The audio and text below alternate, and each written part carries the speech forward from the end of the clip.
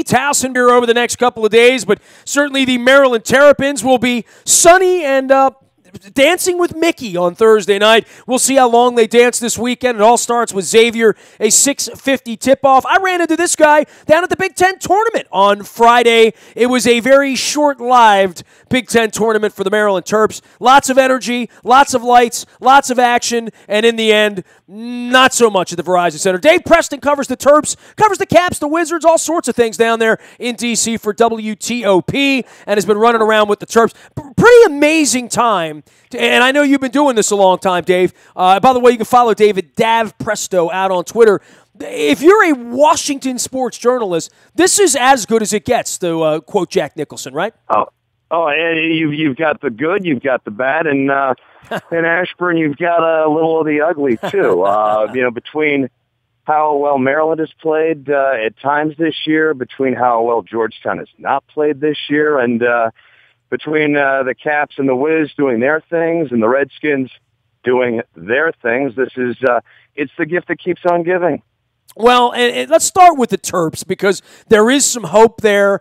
Clearly, what we saw on Friday night, I've called it unprecedented. I mean, you were in the building down there. You're there regularly for Wizards games, Capitals games. You've seen energy in that building. You've probably seen some WWE Raw in that building. You know, I've seen Springsteen and you too in that building. Boy, oh boy, the hair on the back of your neck was standing up there when it got going with the Terps fans. It was as raucous, relatively belligerent for a period of time. It was a nasty environment to be Northwestern, and yet the Terps couldn't get the job done on the court, and I think all of us will be hand-wringing right on through Thursday, and if they survive that, then Saturday in Florida State, trying to get to the 16. It's hard to buy into the Terps right now based on the way they played the last month.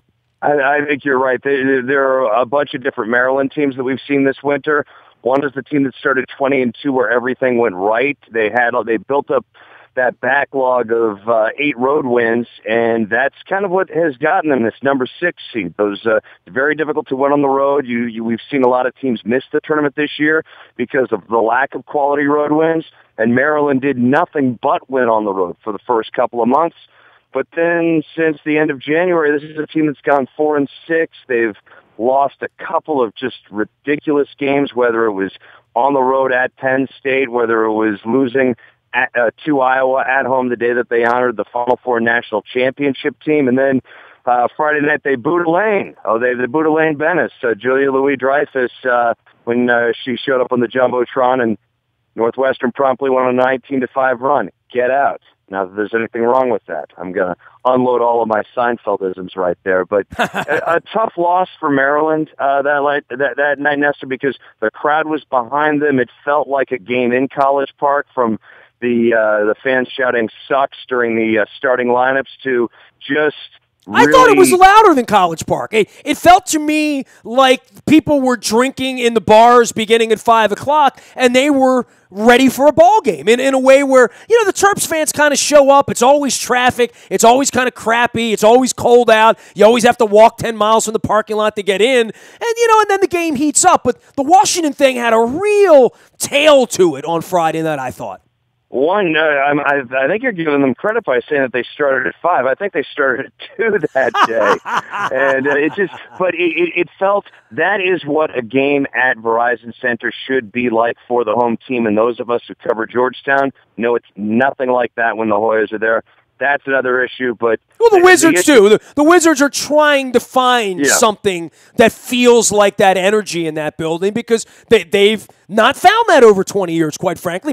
Maybe they're finding it now, certainly out on the West Coast. We were talking about the bad news with the Terps and bad news with the Caps. The Wizards are playing well, and the Terps have had that mojo, and the belief has to be on Melo Trimble, right? I mean, that's where it falls, and he did not have a good game on Friday night. No, he didn't. He scored 20 points, but he still had 6 turnovers, and of those 6 turnovers, I think 3 or 4 of them were high leverage, turned the ball over, and Northwestern was able to generate those into points, and it felt like all of those, or most of those turnovers came during that 20-2 run in the second half.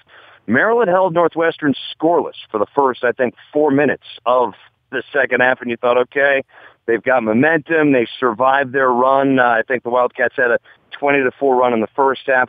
we know that this Maryland team can go minutes without scoring. They did it against Purdue. They did it against Iowa, and they did it twice last Friday night against the Wildcats. Melo's got to make he can't make the mistakes that he has in the last couple of weeks if they're going to do anything. The freshmen look to him, and when Melo starts to falter, it's as though everyone follows him down into the hole. He is Dave Preston. He covers all things Washington sports for WTOP, running around with the Terps as well as the Wizards, the Caps, and you can follow his journey out on Twitter at Dav Presto. There's a lot of Dave Prestons out there as well, so Dav Presto gets there. And his favorite Bond movie is Goldfinger, so for that, I am appreciative. You have run around with this Redskins thing, and I don't want to be labored here in Baltimore in a week when we have World Baseball Classic and the Orioles and obviously other things, but it is fun up here to make fun of the Redskins. I know it's no fun to be on that beat. I've covered the Orioles here for 25 years. I'm keenly aware of what poor, foul, lousy, lying, cheating, conniving ownership is all about. I'm familiar with that with Peter Angelos. You guys have that going on down there, and when the team's winning and the quarterback's throwing the ball and you like that's going on and, they have a chance to win a division, it really does sort of muddy and mask the deficiencies with ownership or the dysfunction of ownership. It's clearly being worn out there on the sleeve right now that Dan Snyder's still running that joint. And I think a couple weeks ago we compared a franchise owner whether in any sport, NBA, NHL, Major League Baseball. It's akin to a monarch in like the 16th century. Well, you can't be fired, right? Yeah, we know that. Right? If the King of England is an idiot, you know what? You're going to lose Normandy. And you just have to unfortunately sit through the next century until you get a good monarch on the throne. Right now, there's not a good monarch on the throne in Ashburn, and I think not to say that 17-14-1 is something that you put a banner up for, but back-to-back winning seasons for the first time since the 90s, a quarterback who had thrown over 4,000 yards in 2 straight years. Granted, this is the 21st century, so you can cook the offensive books in a way today that you couldn't 20 and 30 years ago, but it looked as though everything was moving in the right way. They were 6-3-1. They had beaten Green Bay in primetime. They were going to Dallas to take on the Cowboys on Thanksgiving Day, and it's amazing how it was morning in America all over again. And it's amazing how quickly we got to midnight, because right now you have no GM on the first day of free agency. You have a quarterback who reportedly does not want to be here. And even if he stays, who's he going to throw the ball to? Because he's got his 2 top targets over the last couple of years are gone. And the third, Jordan Reed, gets hurt, whenever he has had concussion issues that you can't ignore at all.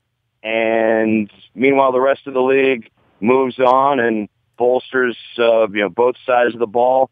The Redskins made some signings, but is the defense going to be that much better than the sieve that was 2016? Sometimes they say it's better to live life interestingly than to be successful, and right now the Redskins are trying to prove that. Yeah, but when your quarterback's had success and is begging to get out, that's not a good situation. And obviously for all of the management there, this has been an ongoing thing for 2 decades now. The problem, as the Washington Post pointed out, is the owner. Right, and I think everyone has spun it on multiple times that, oh no, this is the new Dan Snyder. Oh, it's like the new Nixon. When he finally captured the White House, it's like, oh no, that was the old Dan Snyder. This is the new one. Right now, Bruce Allen is the guy who has been in charge. I think when Scott McLuhan took the GM job a couple of years ago, everyone thought that he was going to have more general manager powers, when in actuality he was just a scout with a fancy title. And it's one thing to be given a title, but it's another thing to be given the power. And Bruce Allen was brought in the wake of the Vinny Serrato era to straighten things up and provide a spin. When you look at what has happened over the last 17, 18 years, when things have gone wrong, owner Dan Snyder's turned to the past, whether it's bringing back Joe Gibbs or bringing back the son of George Allen.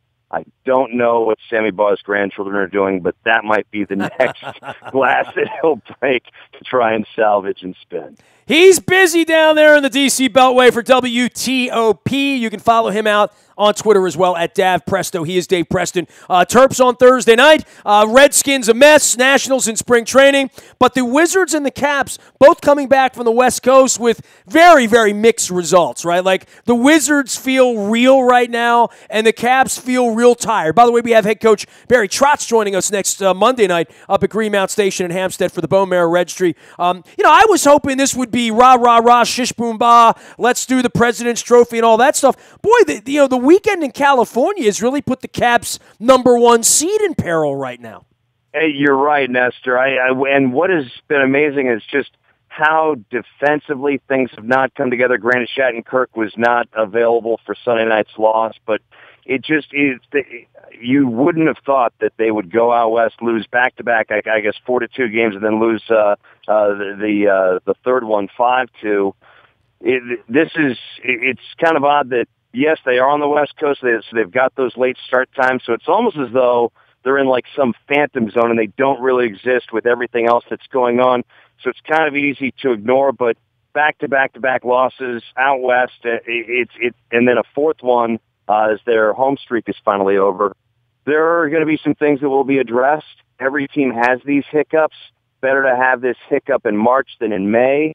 And you talk about the President's Cup Trophy at Verizon Center from our press box vantage. You get to see that banner, and that's a beautiful banner. So are the Southeast is the Southeast Division banner, but they're up for a different banner entirely. They're up to get playing and peaking in May and in June, and you hope that they take care of these issues because last year it seemed as though things were just not coming together late in the season, and they thought, okay, once April and May happens, we can turn on the switch, and they ran into a Pittsburgh team that had turned on both switches, and they came up short. By the way, a lot of people don't know, and I saw these the other night. I was down on the floor for the Maryland game, and I feel like I've been in D.C. a lot lately. I've gone to a lot of Caps games, trying to hit the Wizards as well. There are Baltimore Bullets banners up on the top of the Verizon Center, which I didn't notice that, I think, until last year, and I know they've been there for a number of years. But for you to mention those banners, that is kind of interesting. I bet a lot of people in Baltimore don't know that or don't realize that or haven't looked up at the Green Day concert on Monday night. Well, I'm just glad they don't have the WNBA attendance banner that the Mystics put up about 8 years ago. Ted Leonsis saw that when he bought everything. He's like, no, I don't think an attendance banner is really what we want to do to represent. It is cool to see the Earl Monroe banner up at Verizon, and they do embrace their Baltimore history. They also embrace their Chicago Zephyr history and Chicago Packers history. What's neat this season is the Wizards have had, I think it's been like a retro flashback Monday, and the last time they flashed us back to the 2000s, so we got to embrace the likes of Christian Laettner and Drew Gooden, who hasn't been with the team for 5 minutes. So that was a really neat thing to do, to embrace. Wizards are playing very well, Nestor, and I think they won back-to-back on the road out west for the first time since the 90s. Wow. Things have really come together the last couple months under Coach Scott Brooks. They finally have that boost off the bench that I think we were talking about a few weeks ago.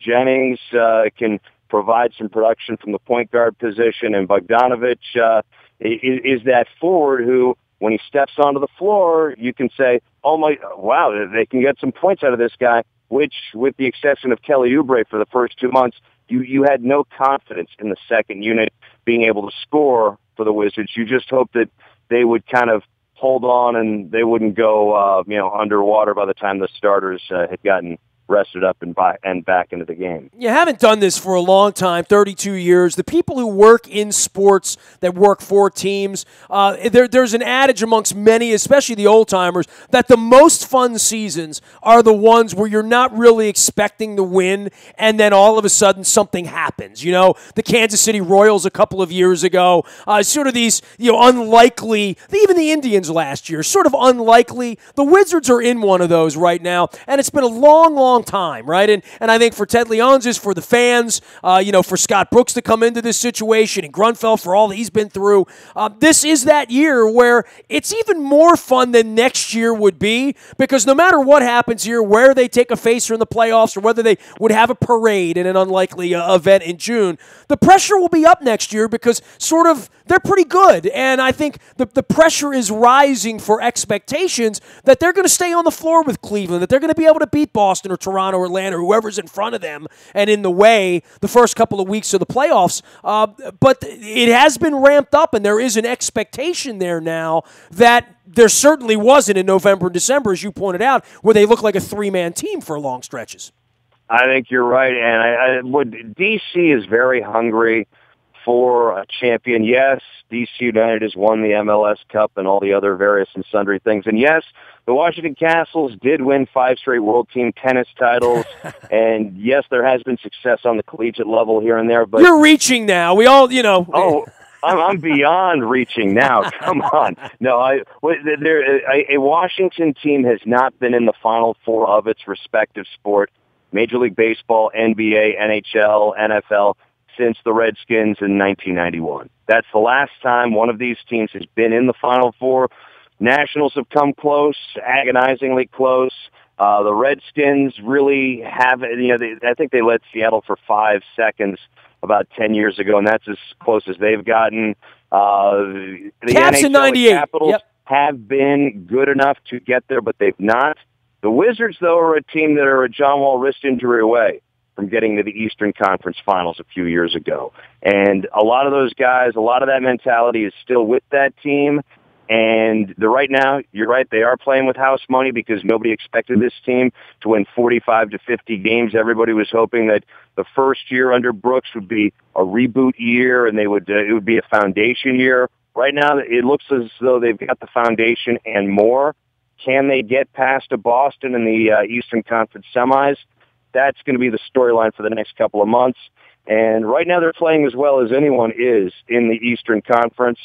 But when you go to the playoffs and you're playing the same team 4 to 7 times over a 2-week stretch, that's different than playing a collection of regular season games where somebody might be coming on a back-to-back, or you might be home for a few days, or somebody might have 4 games in 5 nights. May is going to be big for this franchise because they've got the players to get to the Final Four. The fans don't want to be disappointed again once you get to that round of 8, so to speak. He is Dave Preston. You can follow his journey out on Twitter at Dav Presto. I will be seeing him at Wizards and Capitals games in the coming weeks. We'll all be monitoring the Terps this weekend. You won't see me in any Redskins games or Redskin Park, Dave. I'm purple up here. You know that. Great having you on, man. Thanks for coming on with us. Spend a little time today and rest up here through the snowstorm here. We'll get you on the other side. Thank you very much, Nestor. Dav Presto, the way to follow him. He is Dave Preston at WTOP Radio down in D.C., and they're all busy down there. We're going to be busy up here with the Orioles in spring training ending in about 2 weeks coming north. We got the World Baseball Classic happening this week. We'll be watching Adam Jones and Manny Machado. It certainly was fun theater on Saturday. It's been a great sports time the last couple of weeks since I got back from my journey the other side of the world. I'm looking forward to the Terps on Thursday night and getting through this weather incident. You can find me, Nasty, at WNST.net. We're also out in the Bio Toyota Audio Vault 24 hours a day from anywhere you are. Even if you can't get in the car and can't plow out, you'll be able to listen. Just download the TuneIn Radio app. We do come in crystal clear. Our morning newspaper ships to your email inbox at 7 a.m.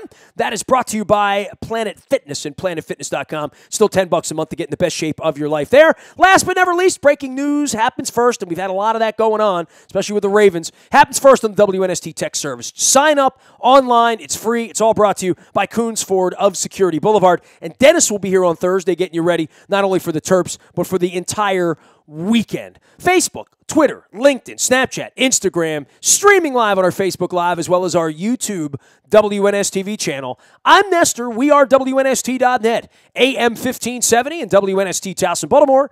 And we never stop talking Baltimore sports.